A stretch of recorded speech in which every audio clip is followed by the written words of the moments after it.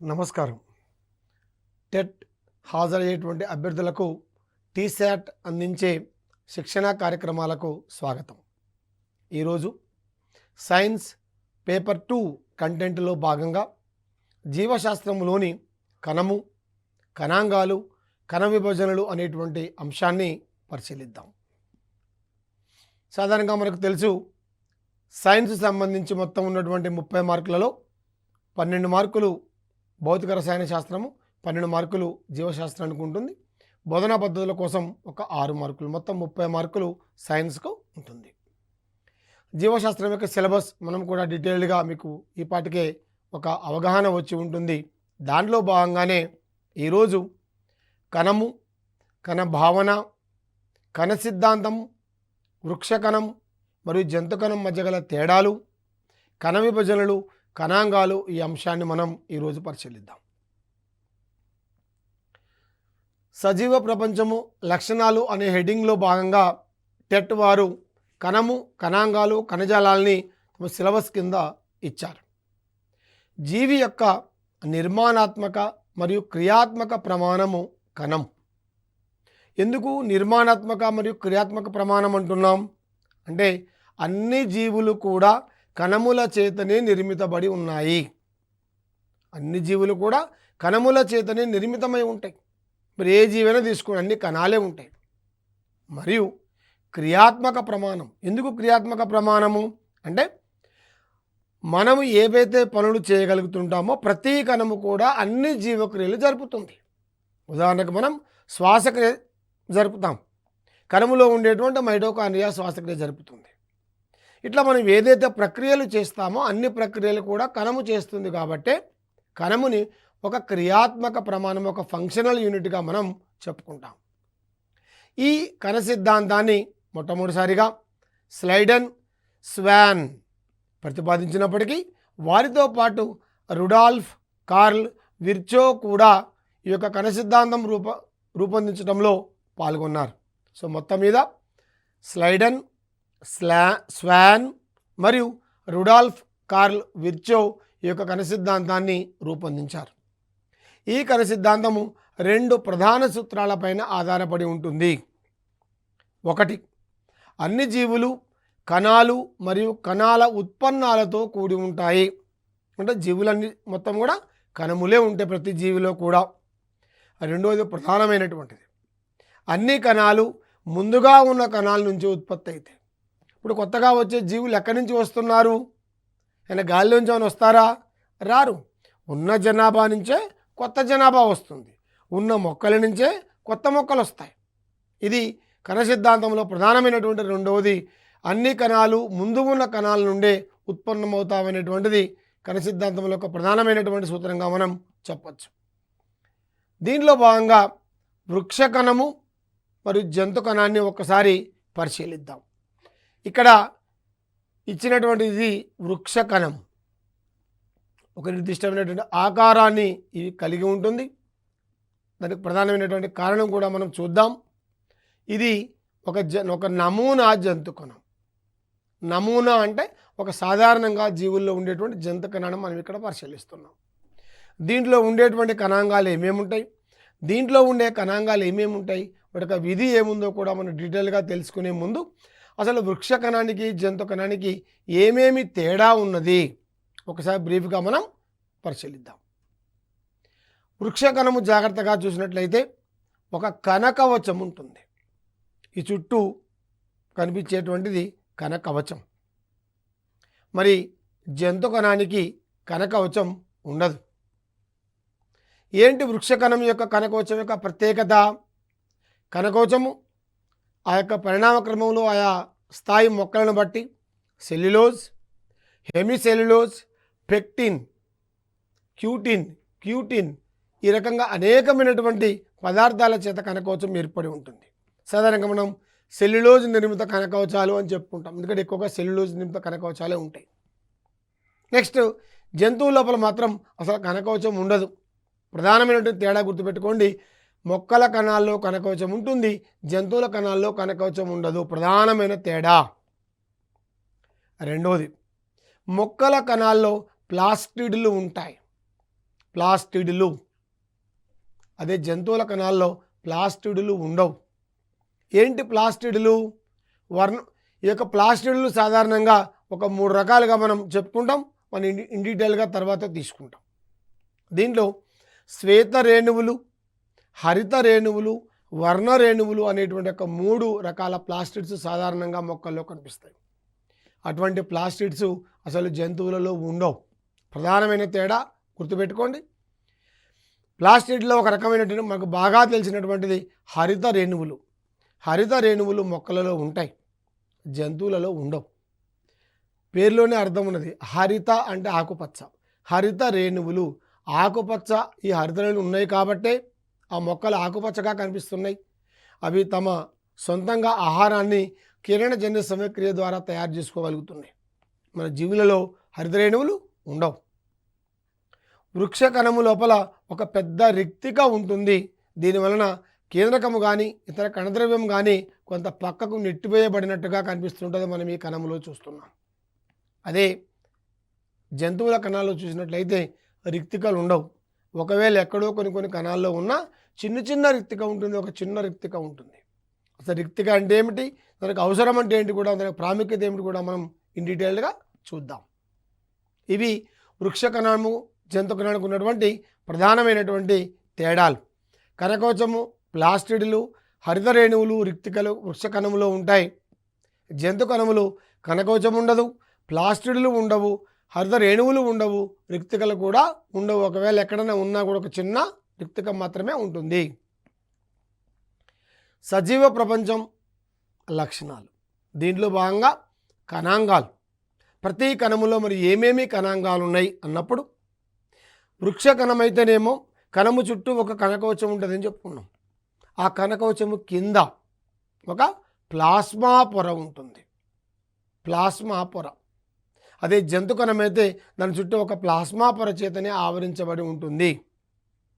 అంటే కణాలు క్రొవ్వులు మరియు ప్రోటీన్లతో నిర్మితమైనటువంటి ప్లాస్మా పొరతో కప్పబడి ఉంటాయి. దీన్ని మనం లిపోప్రోటీన్ పొర అని కూడా చెప్పుకుంటాం సాధారణంగా. ఈ ప్లాస్మా పొర అనేది భేదక పారగమ్య పొర, అంటే ఒక విచక్షణాస్తరం. మన ఇల్లు ఉన్నది, మన ఇంట్లోకి ఎవరు రావాలి ఎవరు రాకూడదని నిర్ణయించేది ఎవరు? మనం. అవునా కదా? మనకు సినిమా హాల్కి వెళ్తాం, అటు గేట్ కీపర్ ఉంటాడు. అందరు గుంపుగా లోనకి వెళ్ళిపోవచ్చా?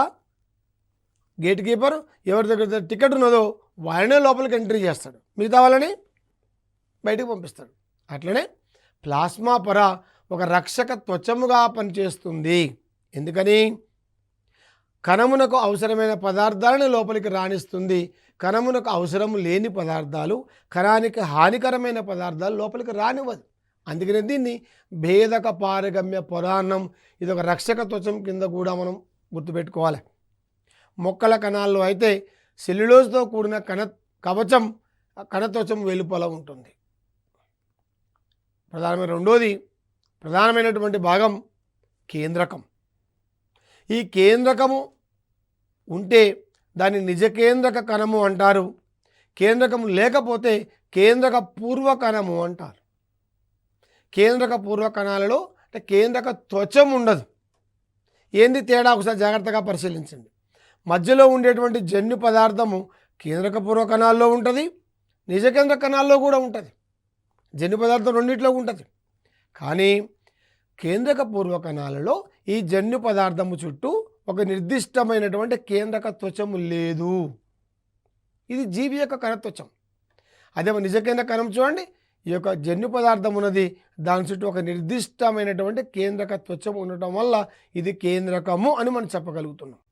అంటే నిజ కేంద్రక కణములలో నిజమైన కేంద్రకం ఉంటుంది, అంటే జన్యు పదార్థము చుట్టూ కేంద్రక త్వచం ఉంటుంది. కేంద్రక పూర్వ కణాలలో జన్యు పదార్థం ఉంటుంది, దీన్ని న్యూక్లియాయిడ్ అంటారు. దాని చుట్టూ కేంద్రక త్వచము ఉండదు. మరి ఈ కేంద్రకం ఏం చేస్తుంది? ప్రత్యేకం ఇంతసేపు చెప్పుకున్నాం మనం. మనకు మెదడులను కణమునకు కేంద్రకం అంతా చాలా ప్రాముఖ్యత కలిగినటువంటిది. కణము యొక్క విధులన్నింటినీ కేంద్రకము క్రమబద్ధీకరించి నియంత్రిస్తుంది. ఇది జన్యు సమాచారాన్ని కలిగి ఉండి కణ విభజనలో, జీవులలో లక్షణాలను నిర్ధారించడంలో ప్రధానమైన పాత్ర వహిస్తుంది. అంటే ఒక తరం నుండి లక్షణాలు మరొక తరానికి ఎలా వెళ్తుంటాయి అంటే క్రోమోజోములు వాటిపైన జన్యువుల బట్టే వెళ్తుంటాయి. అవన్నీ కూడా కేంద్రకములో ఉంటాయి. కేంద్రకము దాంట్లో ఉండేటువంటి జన్యు పదార్థము, కేంద్రకాంశము ఇవన్నీ జన్యు సమాచారాన్ని ఒక తరం నుంచి మరొక తరానికి పంపడంలో కీలక పాత్ర పోషిస్తాయి. నెక్స్ట్ మరొక ప్రత్యేకమైన కణాంగం అంతర్జీవ ద్రవ్యజాలం. ఈ అంతర్జీవ ద్రవ్యజాలము కణాంతర రవాణాలో సంశ్లేషక తలముగా ఉపయోగపడుతుంది. ఇది నునుపు అంతర్జీవ ద్రవ్యజాలము మరియు గరుకు అంతర్జీవ ద్రవ్యజాలం అని రెండు రకాలు. ఏంటి నునుపు మరియు గరుకు? ఇక్కడ జాగ్రత్తగా పరిశీలించండి. ఇది అంతర్జీవ ద్రవ్యజాలము ఒక నెట్వర్క్ లాగా కణం మొత్తం కూడా ఆవరించబడి ఉంటుంది, కణాంతస్థ రవాణాలో పాల్గొంటుంది. దీనిపైన రైబోజోములు అనేటువంటి రేణువులు అక్కడక్కడ అతుక్కొని ఉంటాయి. మనకు కనుక సబ్బు స్నానం చేసేటప్పుడు కింద పడితే ఇసుక రేణులు అంటుకున్నాయి అనుకోండి, ఎట్లా ఉంటుంది? గరుకు ఉంటుంది. అట్లనే అంతర్జీవ ద్రవ్యజాలము పైన రైబోజోములు అతుక్కోవడం వల్ల అది గరుకుగా ఉంటుంది. దీన్ని గరుకు అంతర్జీవ ద్రవ్యజాలము అంటారు.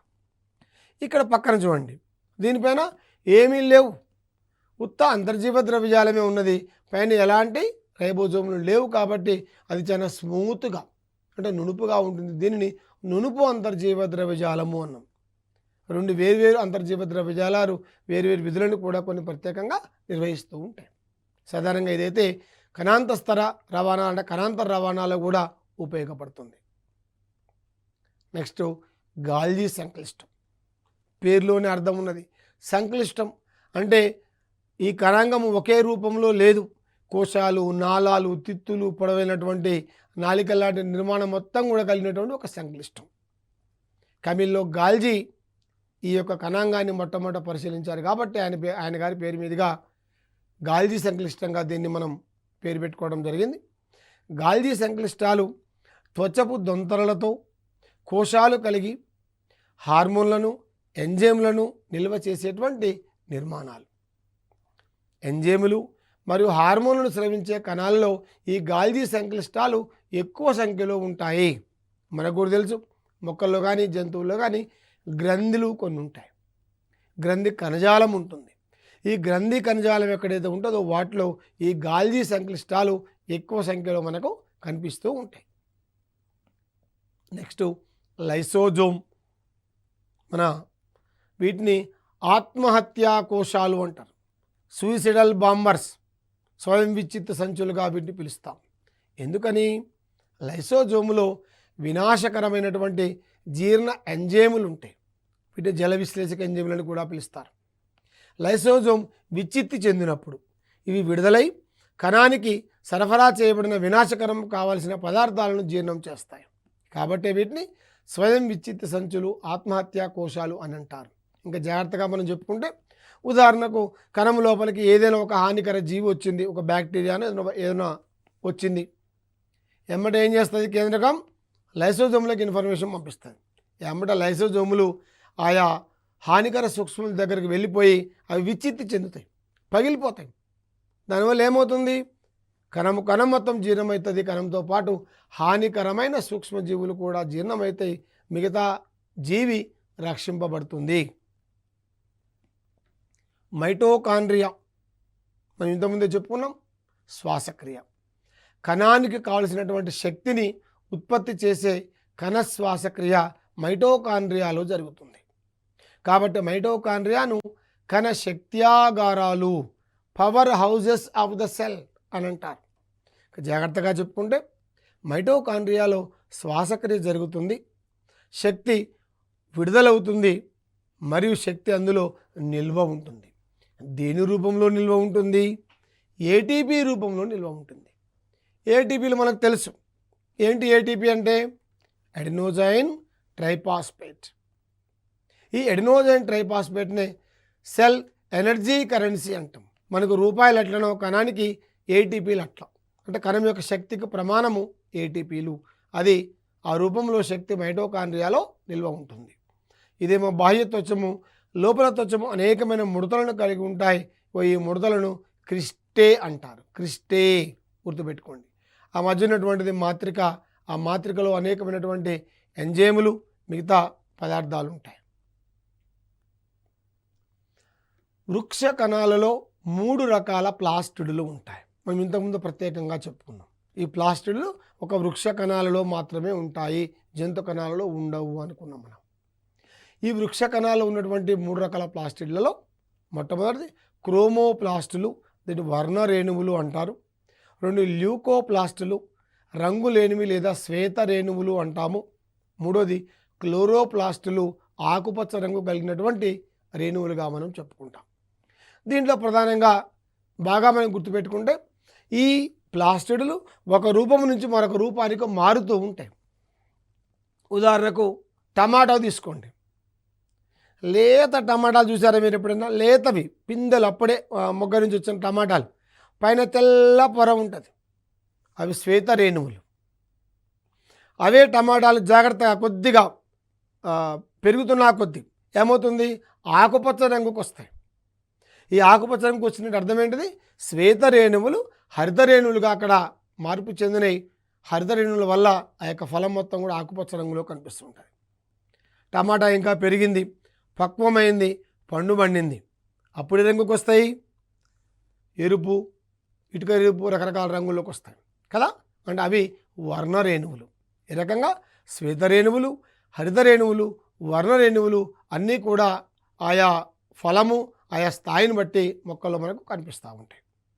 దీంట్లో ప్రధానంగా మనం తీసుకోవాల్సినవి హరిత రేణువులు. హరిత రేణువుల యొక్క విధి ఏమిటి అంటే, ప్లాస్టిడ్ల యొక్క విధి ఏమిటి?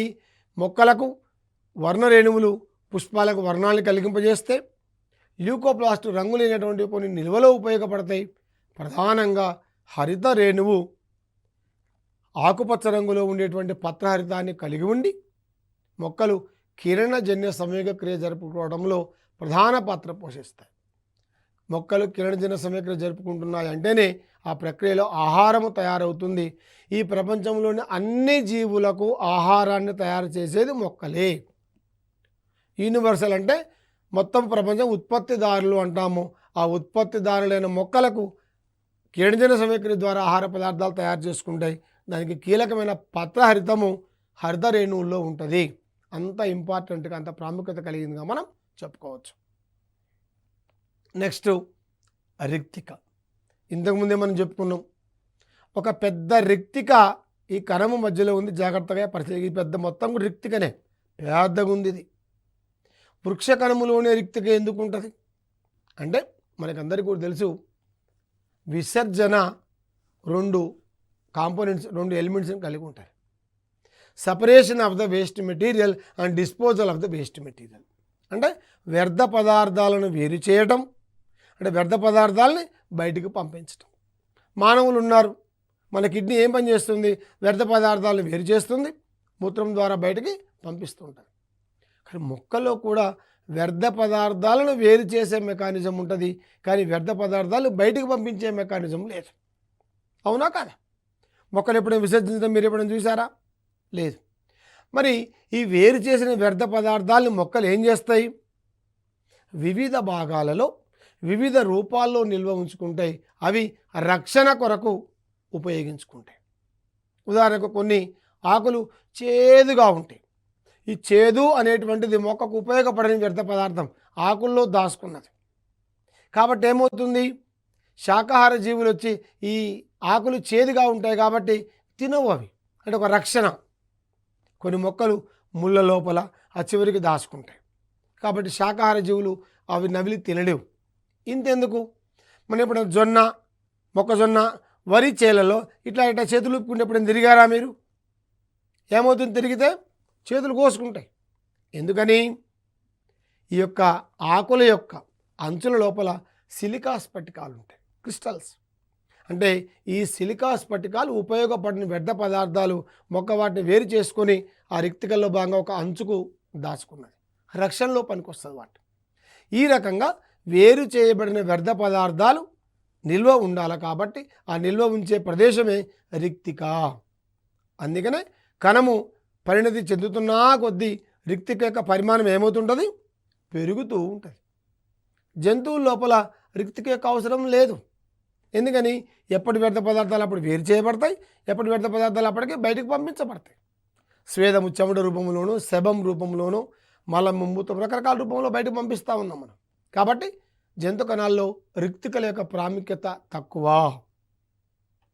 నెక్స్ట్ రైబోజోములు. కణము యొక్క కణద్రవ్యంలో కనిపించే చిన్న రేణువుల వంటి నిర్మాణాలను రైబోజోములు అంటారు. రైబోజోములు ప్రోటీన్ సంశ్లేషణను జరుపుతాయి. రైబోజోములు కణద్రవ్యంలో స్వేచ్ఛగా కానీ అంతర్జీవ ద్రవ్యజాలానికి కానీ అంటుకొని ఉంటాయి. మరి రైబోజోములు ఏం పనిచేస్తాయి? ప్రోటీన్ సంశ్లేషణ జరుపుతాయి. ఏంటి ప్రోటీన్ సంశ్లేషణ? మనకు అందరికీ కూడా తెలుసు. శరీరం, మన బాడీ బిల్డింగ్, శరీరం పెరగాలి అంటే, మన యొక్క శరీర నిర్మాణం జరగాలి అంటే అనేకమైనటువంటి ప్రోటీన్లు కావాలి. ఆ ప్రోటీన్లను సంశ్లేషణ చేసేటువంటివి రైబోజోములు అనేటువంటి కణాంగాలు. నెక్స్ట్ మనం కణ విభజనలు. మనం ఇంతకుముందు కణ సిద్ధాంతంలో ఒక మాట చెప్పుకున్నాం. ముందున్నటువంటి కణాల నుంచే కొత్తగా వచ్చే కణాలు వస్తాయి. మరి కణ విభజనలో భాగంగా ఇక్కడ ఒక సెల్ సైకిల్ ఇవ్వటం జరిగింది. జాగ్రత్తగా పరిశీలించండి. సెల్ సైకిల్లో G1 గ్యాప్ 1 దశ, ఎస్ సింథసిస్ సంశ్లేషణ దశ, G2 గ్యాప్ 2 దశ, కొద్ది గ్యాప్ ఉండేటువంటి దశ, M అంటే మైటాటిక్ దశ అంటే విభజన దశ. జాగ్రత్తగా చూడండి. విభజన దశ కొద్ది సమయం మాత్రమే తీసుకుంటుంది, కానీ విభజనకు ప్రిపరేషన్ మాత్రం చాలా సమయం తీసుకుంటుంది. అవునా కాదా? ఫర్ ఎగ్జాంపుల్, మీరు యొక్క టెట్ వీడియోని చూస్తారు. ఒక అర్ధగంట సేపట్లో వీడియో మీరు చూడటం అయిపోతుంది. కానీ ఈ అర్ధగంట సేపు వీడియో ప్రిపరేషన్ కోసం టీశాట్ వారు ఎంత ప్రిపరేషన్ చేయాలా, అది ఈ సెల్ సైకిల్లో మనం ఒకసారి జాగ్రత్తగా అబ్జర్వ్ చేస్తే తెలుస్తుంది. G1 ఈ గ్యాప్ 1 దశలో ఏం జరుగుతుంది? ఇది సమవిభజనకు మరియు DNA ప్రతికృతికి మధ్య గల సంధాన దశ. ఈ దశలో కణ పరిమాణం పెరుగుతుంది. ఎందుకంటే సమవిభజనలో కణము 2 కణాలుగా మారాలి కదా, కాబట్టి కణం యొక్క పరిమాణం పెరుగుతుంది. నెక్స్ట్ ఎస్ సంశ్లేషణ దశ. ఈ దశలో క్రోమోజోమ్ల రెట్టింపుకు దారితీసేటువంటి DNA సంశ్లేషణ జరిగే దశ. DNA రిప్లికేషన్ అంటాం, ప్రతికృతి. DNA పరిమాణం పెరుగుతుంటుంది. Next gap 2. ఇది DNA ప్రతికృతి మరియు సమవిభజన ప్రారంభానికి మధ్య గల 2వ సంధాన దశ. ఈ దశలో కణాంగాలు విభజన చెందుతాయి, అంటే సంఖ్యలో పెరుగుతాయి. క్రోమోజోములు కణ విభజనకు సిద్ధమవుతాయి. నెక్స్ట్కి వచ్చేది M అంటే ఇది కణ విభజన దశ, మైటాటిక్ ఫేజు. ఇది సమవిభజన జరిగేటువంటి దశ. ఈ రకంగా గ్యాప్ 1 సింథసిస్, గ్యాప్ 2 దశలు మొత్తం అయిపోతే కణం విభజన చెందుతుంది. తర్వాత మళ్ళీ ఆ కణం మళ్ళీ సెల్ సైకిల్ దాంట్లో కూడా పునరావృతం అవుతూనే ఉంటుంది. సమవిభజనలో భాగంగా మనకందరికీ కూడా తెలుసు 4 దశలు ఉంటాయి సమవిభజనలో. ప్రథమ దశ, మధ్యస్థ దశ, చలన దశ, అంత్యదశ. మొత్తం 4 దశలు. ప్రథమ, మధ్యస్థ, చలన, అంత్యదశలు. మనం ఒక్కొక్క దశ గురించి ఇన్ డీటెయిల్గా కూడా చూద్దాం. ఇది ప్రథమ దశ.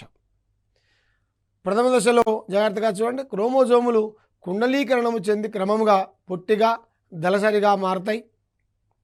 కేంద్రకాంశము చిన్నదవుతుంది. క్రమేపీ అది కనిపించకుండా కూడా పోతుంది. ప్రతి క్రోమోజోమ్ నిలువుగా చీలి క్రొమాటిడ్లుగా రూపొందుతాయి. అవి సెంట్రోమియర్తో కలపబడి ఉంటాయి. కేంద్రక త్వచం అదృశ్యమవుతుంది. కడ్డీ వంటి సెంట్రియోల్స్ను కలిగి ఉన్న సెంట్రోజోమ్ విభజన చెంది ఖండ ఫలకాన్ని ఏర్పరుస్తుంది. ఒక జంతు కణాల్లో మాత్రమే సెంట్రియోల్ ఉంటాయి. ఇక్కడ క్రోమోజోములు జతగా ఏర్పడం అన్న విషయాన్ని మనం గుర్తుపెట్టుకోవాలి. రెండవది మధ్యస్థ దశ. మధ్యస్థ దశలో క్రోమోజోములు ఖండఫలకము దగ్గరకు కదులుతాయి. క్రోమోజోములు ఖండతంతువులకు కలపబడి ఉంటాయి. ఈ దశలోనే ఒక మధ్యస్థ దశాఫలకము ఏర్పడుతుంది. చాలాసార్లు టెట్లో అడిగిన క్వశ్చన్ ఇది. మధ్యస్థ దశాఫలకం అంటే క్రోమోజోములు కణ మధ్య భాగంలో చేరి ఒక ఫలకంలాగా ఏర్పడే దశ ఏది? మధ్యస్థ దశ. గుర్తుపెట్టుకోండి. నెక్స్ట్ చలన దశ. పేర్లో అర్థం ఉన్నది. సెంట్రోమియర్ చీలిపోతుంది.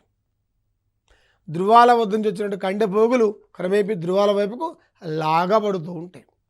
కాబట్టి సెంట్రోమియర్లను అంటి ఉన్న కండెతంతువులు సంకోచం చెందడం వలన క్రోమాటిడ్లు ధృవాల వైపుకు లాగబడతాయి. అంటే క్రోమోజోములు క్రమేపీ చలిస్తూ ఉంటాయి కాబట్టి దీన్ని చలన దశ అన్నాం మనం. అంటే క్రోమోజోములు ఎలా చలిస్తాయి? వాటికంతా అవే పోతాయా? ఆ సెంట్రోమియర్ అంటిపెట్టుకున్నటువంటి కండెతంతువులు సంకోచం చెందుతూ ఉంటే క్రోమోజోమ్ లాగబడుతూ ఉంటుంది. ఈ దశలోనే క్రోమోజోములు వివిధ ఆకారాల్లో కూడా మనకు కనిపిస్తూ ఉంటాయి. లాస్ట్ వన్ అంత్యదశ. ఇది ప్రథమ దశకు కొద్దిగా వ్యతిరేక దశలాగా మనకు కనిపిస్తూ ఉంటుంది. దీంట్లో క్రోమాటిడ్లు పొడవుగా దారపు పోగుల మాదిరిగా మారిపోతాయి. స్పష్టంగా కనపడు అంటే అస్పష్టమవుతూ ఉంటాయి. అన్కాయిల్డ్ ఆఫ్ క్రోమాటిన్ ఫైబర్ అంటాం దీన్ని మనం. తిరిగి క్రోమోజోములుగా మారుతున్నాయి అన్నమాట. పిల్ల కేంద్రాల చుట్టూ కేంద్రక త్వచాలు ఏర్పడతాయి. క్రమేపీ కేంద్రకము రెండుగా విడిపోతుంది. క్యారియోకైనసిస్ అంటాం దీన్ని. అంటే కేంద్రక విభజన. తర్వాత సైటోప్లాజం అంటే కణద్రవ్య విభజన జరుగుతుంది. దీన్ని సైటోకైనసిస్గా చెప్పుకుంటాం. ఈ రెండు కణాలు ఏర్పడతాయి. ఇప్పుడు అంత్యదశ అయిపోయే టైంకు రెండు కణాలు ఏర్పడతాయి. కణత్వచములో నొక్కు ఏర్పడటం ద్వారా రెండు పిల్ల కణాలు వేరవుతాయి. అదే మొక్కలలో అయితే కండ పరికరం ప్రాంతంలో కనకవచ పదార్థము లేదా కణఫలకం ఏర్పడటం ద్వారా రెండు కేంద్రకాలు వేరవుతాయి. ఇది అంత్యదశ. ఈ రకంగా సమవిభజన అయిపోయే సమయం వరకు 4 దశలు ప్రథమ, మధ్యస్థ, చలన, అంత్యదశలు అయిపోయే సమయానికి సమవిభజన ఫలితంగా మాతృకణముతో సమానమైనటువంటి క్రోమోజోములు గల రెండు పిల్ల కణాలు ఏర్పడతాయి. తల్లి కణం నుంచి ఏర్పడ్డ రెండు పిల్ల కణాల్లో కూడా సమాన సంఖ్యలో క్రోమోజోములు ఉంటాయి. కాబట్టి దీన్ని మనం సమ విభజన అంటాము. మైటాసిస్ అంటాం ఇంగ్లీష్ లోపల. సమ విభజన. నెక్స్ట్ క్షయకరణ విభజన.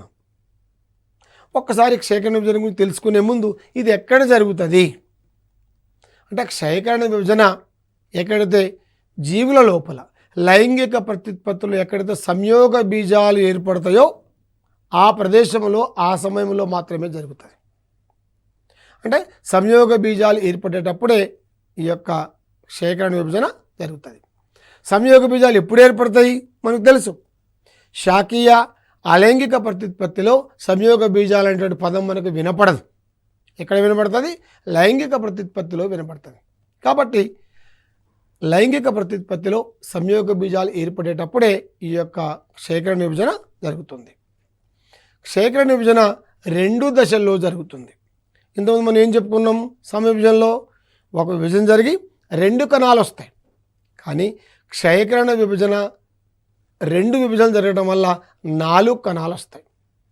మొదటి దశ క్షయకరణ విభజనలో క్రోమోజోముల సంఖ్య సగానికి తగ్గించబడుతుంది. అందుకనే దీన్ని క్షయకరణ విభజన అన్నాం. క్షయం అంటేనే తగ్గించబడటం. క్షయం రిడక్షన్. దీని పేరు కూడా రిడక్షన్ సెల్ డివిజన్. ఈ విధంగా క్షయకరణ విభజనలో మాతృ కణాలలో 2 సార్లు విభజన జరిగి 4 పిల్ల కణాలు ఏర్పడతాయి. ఈ 4 పిల్ల కణాలు కూడా సంయోగ బీజాలు, గుర్తుపెట్టుకోండి. దీనివలన లైంగిక ప్రత్యుత్పత్తి ద్వారా ఏర్పడే సంతతి లేదా తర్వాతి తరాలలో క్రోమోజోముల సంఖ్య స్థిరముగా ఉంటుంది. ఇది క్షయకరణ విభజన యొక్క ప్రాముఖ్యత. ఒక్కసారి మనం జనరల్గా చెప్పుకుందాం. ఉదాహరణకు మానవుని లోపల 23 జతల క్రోమోజోములు ఉంటే మనకు తెలుసు. అంటే 46 క్రోమోజోములు ఉంటాయి. ప్రత్యుత్పత్తి జరిగేటప్పుడు స్త్రీ నుంచి ఒక స్త్రీ సంయోగ బీజము, పురుషుడి నుంచి పురుష సంయోగ బీజము రెండూ కలిస్తే ఒక సంయుక్త బీజము, అది క్రమేపీ పిండము ఒక కొత్త జీవిగా ఎదుగుతుంది. మనకందరికీ కూడా తెలుసు. ఉదాహరణకు క్షయకరణ విభజన జరగలేదనుకుందాం. ఏమవుతుంది? పురుషుడి నుంచి వచ్చేటువంటి పురుష సంయోగ బీజంలో 46 క్రోమోజోములు ఉంటాయి. స్త్రీ నుంచి వచ్చే స్త్రీ సంయోగ బీజంలో 46 క్రోమోజోములు ఉంటాయి. అప్పుడు ఏర్పడే సంయుక్త బీజంలో ఎన్ని వస్తాయి? క్రోమోజోములు 92 క్రోమోజోములు అవుతాయి. 46 క్రోమోజోములు ఉంటే మనం ఇట్లా ఉన్నాం. 2 కళ్ళు, 2 చేతులు, 2 కాళ్ళు ఇట్లా ఉన్నాం మనం. 92 క్రోమోజోములు ఉంటే ఎట్లుంటాడు మనుషులు? మనగలుగుతారా? దాని తర్వాత తరంలో ఎంత అవుతాయి? 184 అవుతాయి. ఇట్లా పోతూ ఉంటే జీవుల యొక్క పరిణామక్రమం అస్తవ్యస్తమవుతుంది. జీవులు చనిపోతాయి, మనగలగలేవు, బ్రతకలేవు. ప్రతి తరములో కూడా జీవులలో క్రోమోజోముల సంఖ్య స్థిరముగా ఉండాలి అంటే సంయోగ బీజాలు ఏర్పడేటప్పుడే క్షయకరణ విభజన జరగాలి. ఆ క్షయకరణ విభజన ఫలితంగానే సంయోగ బీజాలు ఏర్పడతాయి. అది గుర్తుపెట్టుకోండి. కాబట్టి లైంగిక ప్రత్యుత్పత్తి ద్వారా తర్వాత తరాల్లో వచ్చేటువంటి క్రోమోజోముల సంఖ్య స్థిరముగా ఉండటంలో కూడా క్షయకరణ విభజన చాలా ప్రాముఖ్యత వహిస్తుంది. ఇది ఒక అంశం బాగా గుర్తుపెట్టుకోండి. ముఖ్యాంశాలు: జీవి యొక్క నిర్మాణాత్మక మరియు క్రియాత్మక ప్రమాణం కణం. స్లైడన్, స్వాన్ మరియు రుడాల్ఫ్ కార్ల్ విర్చో కణ సిద్ధాంతాన్ని రూపొందించారు. ఈ కణ సిద్ధాంతం 2 ప్రధానమైన సూత్రాలు: అన్ని జీవులు కణాలు మరియు కణాల ఉత్పన్నాలు చే కూడి ఉంటాయి. అన్ని కణాలు ముందుగా ఉన్న కణాలను ఉత్పత్తి అవుతాయి. క్షయకరణ విభజన లైంగిక ప్రత్యుత్పత్తిలో సంయోగ బీజాలు ఏర్పడేటప్పుడే జరుగుతుంది. కణములో ఒక్కొక్క కణాంగం ఒక్కొక్క విధిని నిర్వర్తిస్తుంది. ఇది ఈ సంబంధించినటువంటి ఎపిసోడ్. ఈ ఎపిసోడ్లో మనం కణం, కణాంగాలు, కణ సిద్ధాంతం, కణ విభజనల గురించి వివరంగా తెలుసుకున్నాం. మరొక అంశంతో మళ్ళీ కలుద్దాం. నమస్కారం.